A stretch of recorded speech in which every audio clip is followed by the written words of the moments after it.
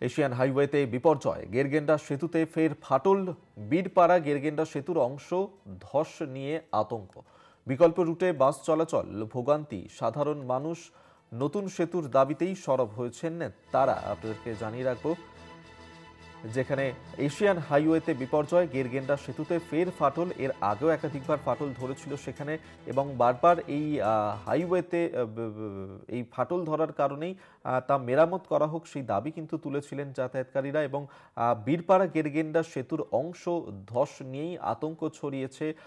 বিকল্প রুটে বাস চলাচল করছে যার কারণে, এবং এই কারণেই ভোগান্তিতে পড়েছেন সাধারণ মানুষজন। অজয় শাহ আমাদের সঙ্গে টেলিফোনে রয়েছেন প্রতিনিধি। অজয়, অত্যন্ত গুরুত্বপূর্ণ এই গেরগেন্ডা সেতু, আর সেখানেই যেভাবে ফাটল ধরেছে, কতটা আতঙ্কিত যারা যাতায়াত করছেন তারা? কেন মেরামত করা হচ্ছে না সেটি?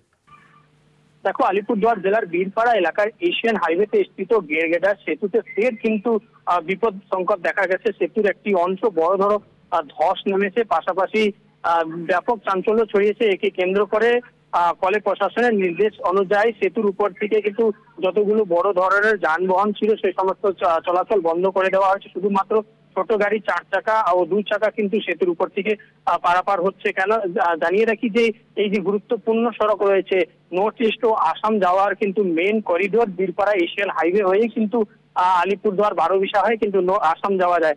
এই সড়কটি কিন্তু খুবই গুরুত্বপূর্ণ সড়ক। দেখা গেছিল কিছুদিন পূর্বেই কিন্তু ধসের জন্য কিন্তু ব্রিজের অধিকাংশ অংশ কিন্তু ব্রিজে ধসে যায়, যার ফলে কিন্তু অনেক যানবাহনের যাতায়াতের জন্য সমস্যা তৈরি হয়েছিল। এখন পর্যন্ত দেখা যাচ্ছে কিন্তু প্রশাসনের তরফে তেমন বিশেষ কোনো উদ্যোগ নেওয়া হয়নি, এমনই অভিযোগ করছেন এলাকার বাসিন্দারা।